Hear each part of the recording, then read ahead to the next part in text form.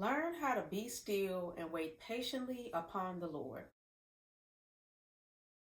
Message to anybody out there who could be in the waiting right now. Maybe you're waiting on a job opportunity. Maybe you're waiting for God to send you the right person. Maybe you're waiting to hear back on a very important decision, very important matter, and you reverently went before God and prayed about these things. The Lord told me to tell you to sit down somewhere. He already has his hand working in the situation.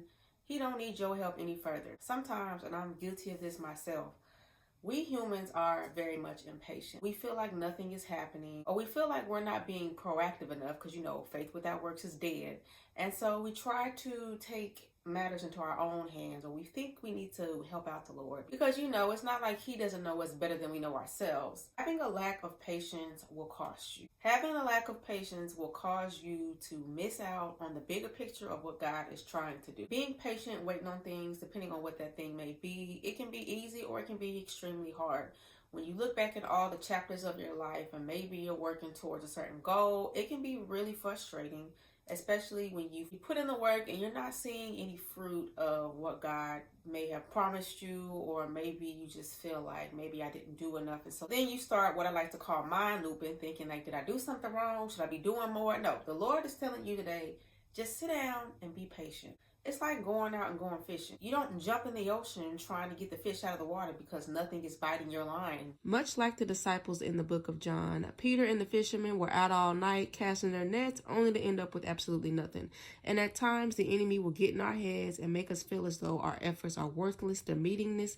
But you gotta know that again, God moves outside of time, and there is an appointed time for your harvest. There is an appointed time for things to fall through for you.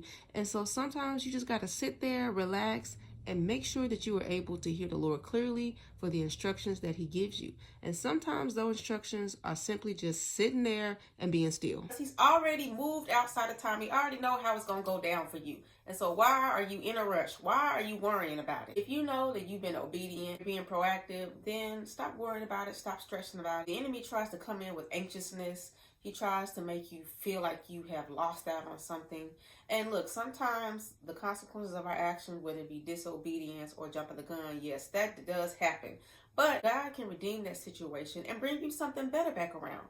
So don't worry about it. Don't overthink it. Don't stress it. Just be patient and wait on the Lord. The Lord is at hand. Do not be anxious about anything, but in everything by prayer and supplication with thanksgiving, let your requests be made known to the Lord, and the peace of God, which surpasses all understanding, will guard your hearts and your minds in Jesus Christ.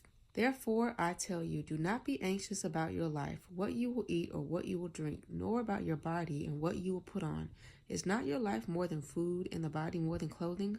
Look at the birds of the air. They neither sow, nor reap, nor gather in the barns, yet their heavenly Father feeds them. Are you not more valuable than they are? Habakkuk 2:3. For the vision is yet for an appointed time, but at the end it will speak and will not lie. Though it tarries, wait for it, because it will surely come and not delay.